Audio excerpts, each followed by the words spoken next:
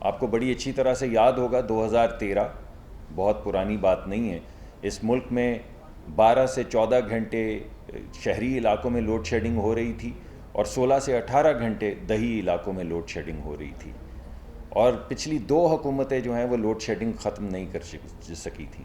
مگر میاں نواز شریف صاحب کی قیادت کے اندر آپ کو یاد ہوگا بڑی انتھک محنت سے 11-12 ہزار میگا واٹ بجلی، اضافی بجلی جو ہے وہ گرڈ میں ڈالی گئی، جس کی وجہ سے لوڈ شیڈنگ جو ہے وہ ختم ہو گئی۔ آج تقریباً 4500 میگا واٹ بجلی صرف اس وجہ سے بند ہے کہ ہمارے پاس ایندھن نہیں ہے۔ 4200 مینٹننس نہ ہونے کی وجہ سے پنکھے ٹوٹ گئے، بیلٹ ٹوٹ گئی، وہ بوائلر خراب ہو گیا، 2000 مینٹننس کو صحیح سکیجول نہ کرنے کی وجہ سے، تو وہ جو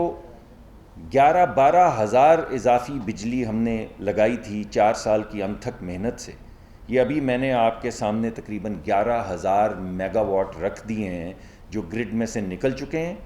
36,000 میگا واٹ ہماری کل کیپیسٹی ہے، جو ہمارے پاس derated capacity, available capacity ہوتی ہے وہ تقریباً 29,700 میگا واٹس ہے، اور اس میں سے 11,000 میگا واٹ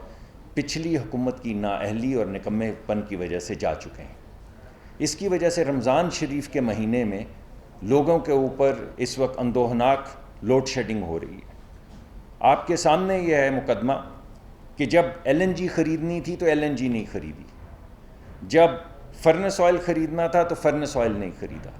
جب ڈیزل خریدنا تھا تو ڈیزل نہیں خریدا، $4 کی ایل این جی مل رہی تھی وہ نہیں خریدی، آج 26 اور 29 ڈالر کی ایل این جی جو ہے مارکیٹ میں مل رہی ہے۔ تو یہ ہے جس کو میں اندرونی سازش کہتا ہوں۔ میں یہ نہیں الزام لگا رہا کہ یہ جان کے کسی نے کیا، مگر یہ حکومت، پچھلی حکومت کی نااہلی کی وجہ سے اور نکمے پن کی وجہ سے ہوا ہے۔ 60 سال سے یہ محکمے تیل خریدنے کے اور گیس خریدنے سے کہ ہر سال گیس خریدتے رہیں، ہر سال تیل خریدتے رہیں، یہ کیا ہوا کہ پچھلے 3 سال کے اندر ہر سال